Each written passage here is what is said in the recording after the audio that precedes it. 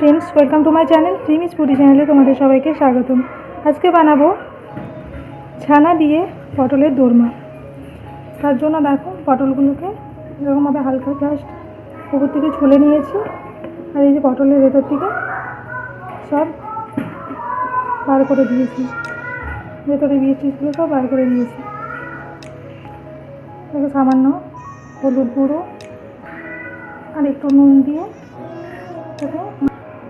দিয়ে ম্যারিনেট করে 15 মিনিটের মতো রেখে দেবো। দেখো ছানা নিয়েছি, ছানাটা খুব ভালোভাবে জল ঝরিয়ে নিয়েছি। আমি কীভাবে ছানার জল ঝরাই এটা যদি তোমরা জানতে চাও তাহলে দেখবে আমার চ্যানেলে, যেখানে ছানার ডালনা বানিয়েছি সেখানে তোমরা আমি কীভাবে জলটা ঝরিয়ে নিই ছানার সেটা পেয়ে যাবে। তাছাড়া তোমরা যে কোনোভাবে ছানার জলটা ঝরিয়ে নিতে পারো।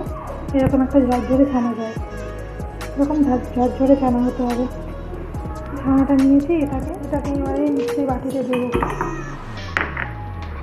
ছানাটা নিয়েছি একটু আদা কুচি, নেবো একটা কাঁচা লঙ্কা, আর দেবো একটু জিরে, গোটা জিরে। এগুলো দিয়ে একটা পেস্ট তৈরি করে নেবো। পেস্ট তৈরি করে নিয়েছি, স্মুথ পেস্টটা তৈরি হয়ে গেছে। আমি তেল গরম করে নিয়েছি, এবার দিয়ে দেবো ছানার পেস্টটা। দেবো স্বাদ মতো চিনি, একটু হলুদ গুঁড়ো, একটু লাল লঙ্কার গুঁড়ো, দেবো স্বাদ মতো নুন,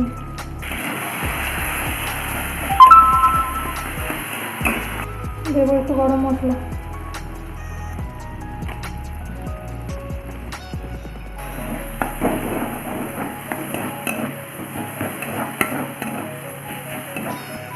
আমাদের পটলের দোরমা পুরো একেবারে রেডি হয়ে গেছে। দেখো এখন আমি নিয়েছি, এটা ঠান্ডা হতে দেবো, ততক্ষণ আমরা গ্রেভির পেস্টটা তৈরি করে নেবো। এবার এটা ছানা পেস্টটা তৈরি করেছিলাম ওই বাটিটার মধ্যে দিয়ে দেবো কাজু কিশমিশ, আদা কুচি,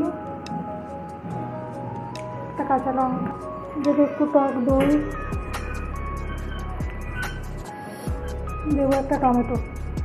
এগুলো একটা পেস্ট তৈরি করবো। কড়াই তেল দিয়ে দিয়েছি, এর মধ্যে একটু নুন দিয়ে দেবো। এবার এই নুন হলুদ মাখিয়ে রাখা পটলগুলো একটু তেলের মধ্যে ভেজে নেবো হালকা করে।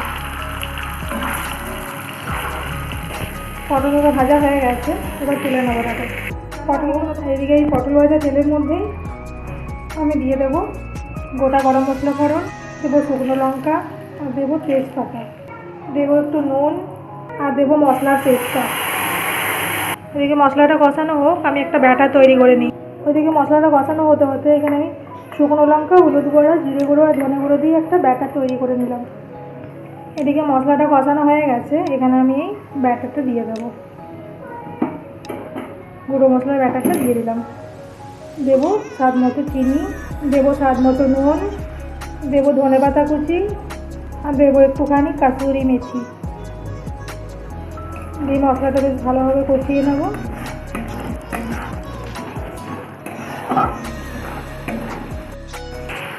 খুব ভালো মশলাটা কষানো হয়ে গেছে, তাই কি সুন্দর কালার চলে এসছে, মশলা থেকে তেলও ছেড়ে দিয়েছে। এবার দিয়ে দেবো বাটির ধোয়া জলটা, আর একটুখানি জল অ্যাড করে দেবো। গ্যাসটা কম করে দিয়ে হালকা আছে এটাকে ফুটতে দেবো। এদিকে ঝোলটা ফুটুক, ততক্ষণ আমরা এই পটলগুলোর মধ্যে পুরগুলো ঢুকিয়ে দিই। পটলগুলোর মধ্যে এরকমভাবে পুরটা ঢুকিয়ে দেবো।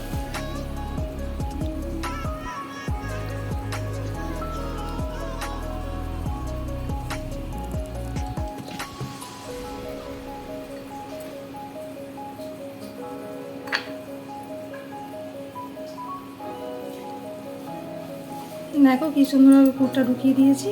এরকমভাবে সব পটলগুলোতেই পুরগুলো ঢুকিয়ে নেব। দেখো এরকমভাবে সব পটলগুলোই পুর ঢুকিয়ে নিয়েছি। তারপরে সুন্দরভাবে ফুটে গেছে। এবার এই পটলগুলোই ঝোলের মধ্যে দিয়ে দেবো।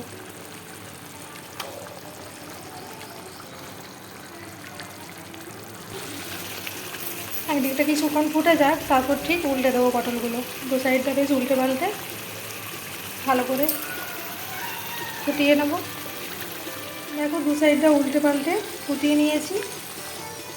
আমাদের তৈরি হয়ে গেছে পটলের দোরমা ছানা দিয়ে।